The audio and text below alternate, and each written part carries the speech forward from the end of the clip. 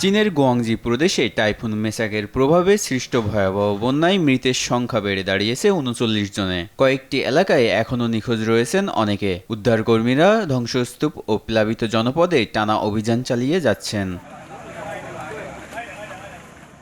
বাঁধ ভেঙে বিস্তীর্ণ এলাকা তলিয়ে যায় পানির নিচে। যোগাযোগ বিচ্ছিন্ন হয়ে পড়ে বহু গ্রাম। দুর্গতদের অভিযোগ, বাঁধ ভাঙার আগে কোনো কার্যকর সতর্কবার্তা দেওয়া হয়নি। সেনাবাহিনী, দমকল ও উদ্ধারকর্মীরা এখনও ক্ষতিগ্রস্ত এলাকায় জোর তৎপরতা চালিয়ে যাচ্ছেন।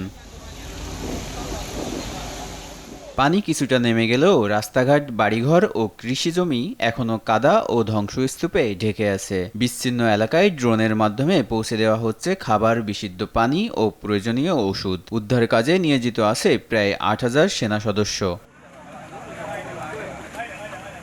বন্যার আরেক ভয়াবহ প্রভাব পড়েছে গুয়াংজির গুইগাং চিড়িয়াখানায়। আকস্মিক জলোচ্ছ্বাসে প্রাণ হারিয়েছে ৩ সিংহ।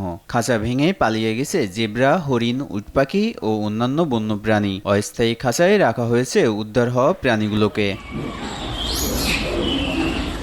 শুধু বন্যপ্রাণীই নয়, বন্যার পানিতে তলিয়ে গেছে একটি সাপের খামার, যেখান থেকে প্রায় ৯০০ সাপ ছড়িয়ে পড়েছে আশেপাশের এলাকায়। পালিয়ে যাওয়া সাপগুলোর মধ্যে বিষধর গোখরাও আছে। ফলে স্থানীয়দের মধ্যে ছড়িয়ে পড়েছে চরম আতঙ্ক। তাই উদ্ধার অভিযানের পাশাপাশি জননিরাপত্তা নিশ্চিত করাও বড় চ্যালেঞ্জ হয়ে উঠেছে। নিখোঁজ প্রাণী খুঁজে পেতে প্রশাসনের পাশাপাশি মাঠে নেমেছে স্থানীয়রা।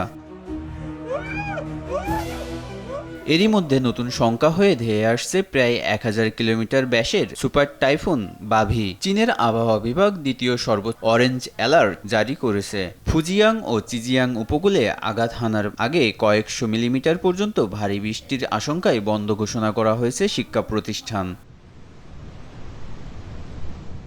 একটি দুর্যোগের ক্ষত কাটার আগেই আরেকটি বড় প্রাকৃতিক বিপর্যয়ের মুখোমুখি চীন।